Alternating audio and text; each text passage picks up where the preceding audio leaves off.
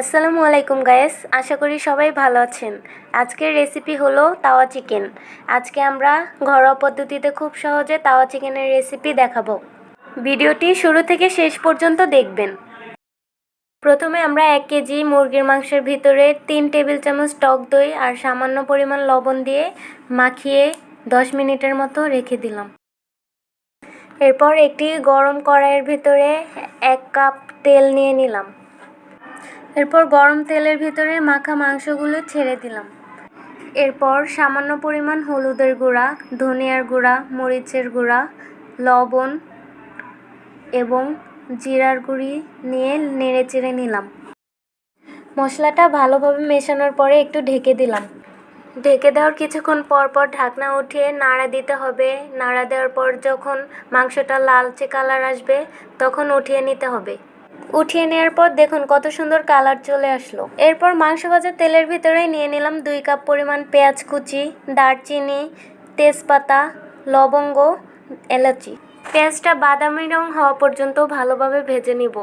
এরপর ভাজা পেঁয়াজের ভিতরে দিয়ে দিব 1 চামচ হলুদের গুঁড়া, 1 চামচ মরিচের গুঁড়া, 1 চামচ ধনিয়ার গুঁড়া, 1 চামচ জিরার গুঁড়া, 1 চামচ লবণ। মশলাটা ভালোভাবে কষানোর পর এর ভিতরে দিয়ে দিব 2 কাপ পরিমাণ টমেটো কুচি। টমেটো কুচিটা মশলাটার সাথে ভালোভাবে মিশিয়ে এটা ঢেকে দিব।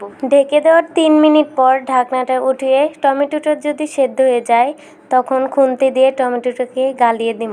ভালোভাবে নেড়ে চেড়ে দেওয়ার পর এর ভিতরে দিয়ে দিব 2 চামচ আদা বাটা, 2 চামচ রসুন বাটা। এরপর এগুলি ভালোভাবে কষিয়ে নেব। কষিয়ে নেওয়ার পর দিয়ে দিব একটু পানি দিয়ে মশলাটা ভাজা ভাজা হওয়ার পর এর ভিতরে দিয়ে দিব ভাজা মাংসের টুকরোগুলি মশলার সাথে ভালোভাবে মিশিয়ে নিব।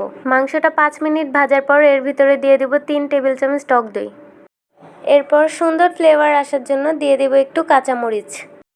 এরপর 1.5 কাপ পরিমাণ পানি দিয়ে দেব।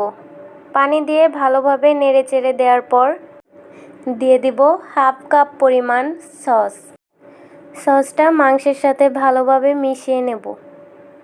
মিশিয়ে নেওয়ার পর স্বাদ বাড়ানোর জন্য এর ভিতর দিয়ে দিব সামান্য পরিমাণ টেস্টি সল্ট। এরপর মাংসটা 10 মিনিটের মতো ভালোভাবে ভেজে নেব।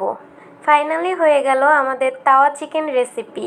আমাদের ভিডিওটা যদি আপনাদের ভালো লেগে থাকে তাহলে লাইক দিয়ে এবং সাবস্ক্রাইব করে আমাদের সাথে থাকুন। ধন্যবাদ।